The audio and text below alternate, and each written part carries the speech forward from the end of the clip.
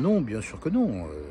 Alors même si c'est vrai que dans les pays chauds, et notamment dans les pays du Maghreb, on va boire souvent le thé très chaud, voire brûlant, parfois même amer, comme le thé à la menthe au Maghreb.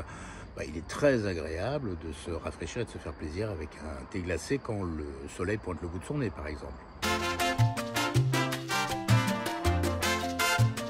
Eh bien oui, on peut tout à fait faire du thé glacé avec n'importe quel thé, il n'y a pas de choses obligatoires.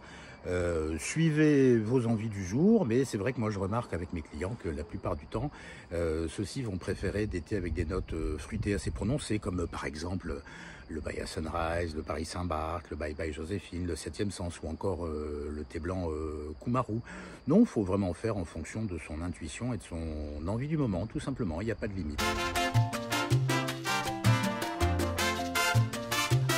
Alors, je crois qu'il y a autant de façons de préparer le thé glacé que d'amateurs. Globalement, il y a deux grandes écoles, soit le faire à chaud, soit le préparer à froid. À chaud, c'est pas très compliqué, vous préparez votre thé de façon tout à fait normale, vous enlevez les feuilles pour éviter l'amertume et vous le mettez à rafraîchir en attendant de le boire. À froid, ben, vous allez faire une infusion beaucoup plus longue, vous le mettez directement dans l'eau froide, qu'elle-même vous allez mettre ça dans un récipient que vous mettez au réfrigérateur. Alors toute la nuance c'est de savoir combien de temps le laisser infuser. Alors, ça va dépendre des thés, ça va dépendre de votre goût aussi.